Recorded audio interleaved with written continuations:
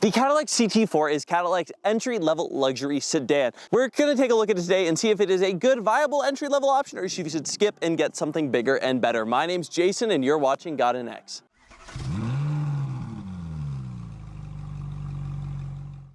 Now, first and foremost are going to be the looks, and I'm going to get this out of the way right now. I'm a little bit biased towards this car. I love the way it looks. I like it so much that we're actually going to be looking at my car today. Now, I hope that doesn't dissuade you, but I'm going to tell you a lot of things I like and a lot of things I don't. Well, first and foremost, overall, I like the look. This is a sporty, aggressive kind of look. I think there's a lot of good things that come from it. It definitely doesn't stand out crazy like some of the other sporty cars, but I think it does a good job of just being a nice mix between sport and luxury. I like the Cadillac logo up here. The grille is fantastic in my opinion. I like the dual split part, as well as I like the headlight design spread throughout. I really do like Cadillac's design. It's on all of their models, and I think it looks really, really good on the sedan.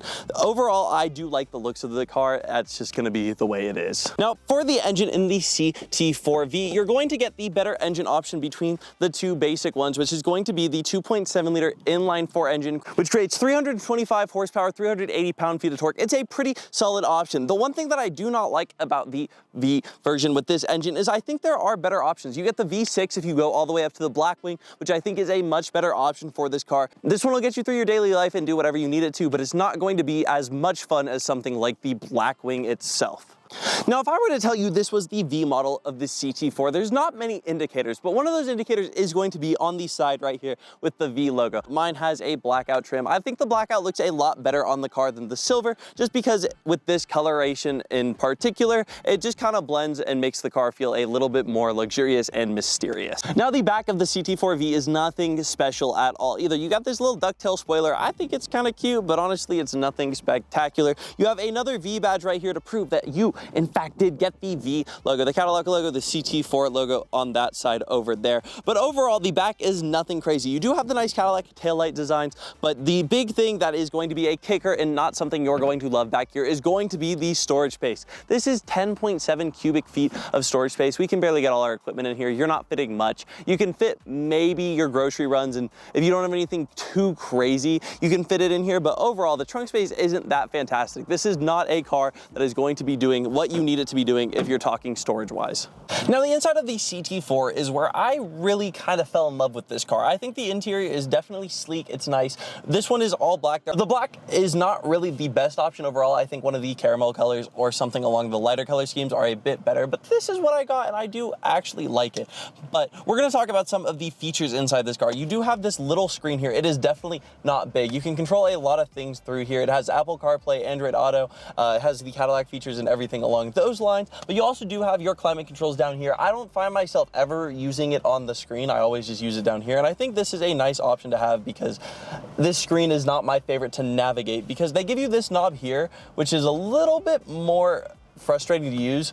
But if you do get the V model, there is this dial here, which is seen in most of the CT5 models, and I think this definitely does a lot better. This one comes equipped with a wireless charger. It comes equipped with cooled and heated seats. This one also has massaging seats. This one's going to have a few things like that. The heads-up display is here. I think this one is really nice. You have the fully digital gauge cluster that not all the Cadillac CT4s are going to have, but if you can get it, it is a much nicer option. This one comes equipped with V mode, which is basically your turn-off traction control. I want to go fast mode, which is a nice option. Overall, though, the interior isn't anything crazy. It's just kind of nice. I feel comfortable in it, and that's really what it goes for. It's comfortable. It's not overly luxurious, but it is luxurious enough to make you feel like you're in a nicer car.